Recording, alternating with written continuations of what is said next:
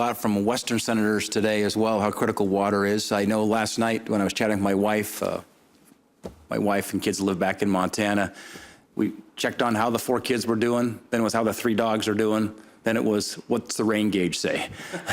Because we just had a bunch of storms come through Montana, and May has been a pretty good month. We made up for some lost time, but the West is having drought.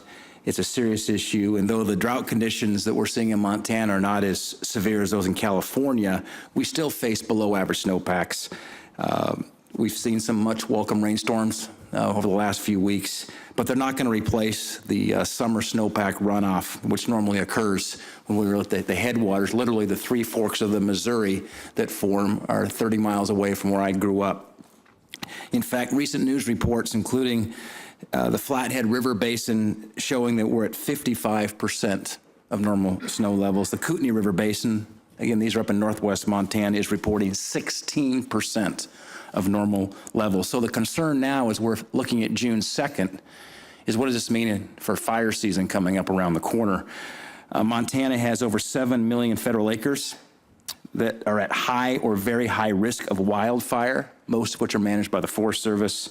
That's approximately 1 in 4 federally controlled acres in my home state of Montana, and nearly 2 million of these forested acres are most in need of some kind of treatment because they're near populated communities or critical watersheds. Unfortunately, I was just informed by the Forest Service that the hazardous fuels treatments were only conducted on about 52,000 acres in the last fiscal year. And so this current pace of treatment is unacceptable, and now we're staring at a significant fire season coming just around the corner. Our communities, our watersheds, our habitat, our access to recreation, all of these critical Montana treasures are at real risk because of wildfire. Mr. Bushatsky, your testimony mentions how a number of national forests in Arizona were created primarily for the purpose of watershed protection. In fact, I understand the city of Phoenix set aside $200,000 for active forest management, the National Forest Foundation project on Arizona National Forests. And the purpose, as I understand it, to protect the watersheds supplying water to our communities. Could you expand on the risk to watersheds that unhealthy forests pose? Senator Daines, certainly. So in Arizona, we've looked at the condition of the forest in pre-settlement times, and there were less than 50 acres per tree, or 50 trees per acre, sorry. Today, there's over 1,000 trees per acre in our forests. So they're choked, fire risk is high. In the 1980s, we burned about 85,000 acres in those forests. In the 1990s, about 230,000 acres.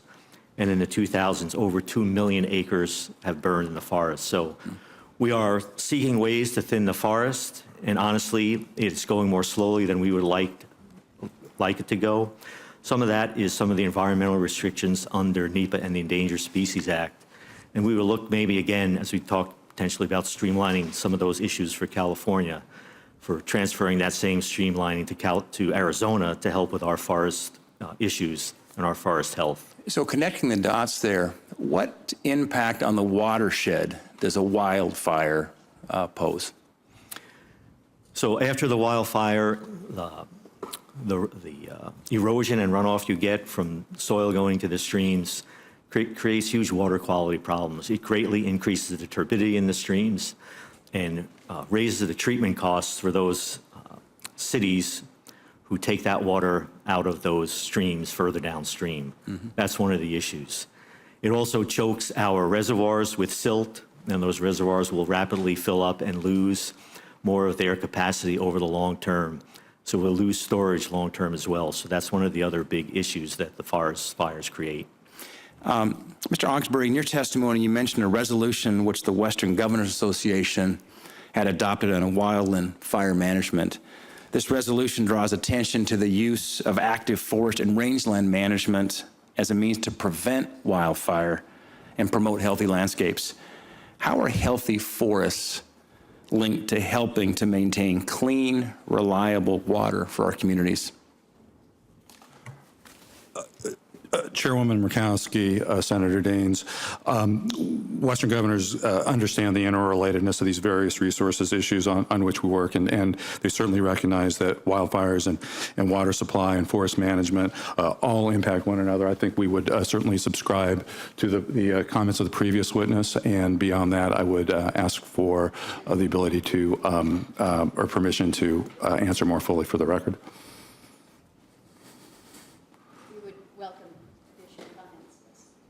Thank you. All right. Thank you. Lastly, for Deputy Connor, your testimony talks about how increased wildland fire risk threatens public health and a variety of resources, including habitat for threatened and endangered species. What's the department doing to mitigate that risk? A couple of areas. To get to the point that you were talking about, you know, there is not sufficient funding that we would like to see across all the agencies with respect to hazardous fuels reduction. So what we've tried to do is expand the interest in the partnerships available to deal with that. And in Bureau of Reclamation, a couple years ago, we started a Western Watershed Enhancement Partnership for the very reason that you identified here. We had a couple of situations in Colorado where Denver Water and Colorado Springs Utility have faced massive maintenance costs in cleaning up post-fire because of siltation and other impacts on the reservoirs. And so we've formed partnerships, one in Montana above Hungry Horse with local entities to try, and the Forest Service, we would add money and we would do fuels reduction right above critical water infrastructure. So it's starting to take off. We're getting good. City of Payson, I was out for an event last year in Arizona. We're starting to get a lot of traction with interested entities. So we're expanding upon the resources to bring to this issue. Also, we have a fire funding proposal in the President's budget for the last 2 years. We've gotten great support, very much appreciated. We need to get over the finish line where we can increase the cap, the cap and make available emergency funds for fire suppression so we don't have to take it out of other accounts like our hazardous fuels reduction. Through that, we would like to have more stable budgeting for fuels reduction, resilient landscape activities where we can marry up fuels reduction with landscape improvements that address species issues, the health of the overall forest, and that's our goal with that budget proposal. Well, I appreciate that, and that point that we want to be filling our reservoirs full of good, clean water and not silt as we look at one way here to mitigate the impacts of drought. Thanks. Thank you, Senator Daines.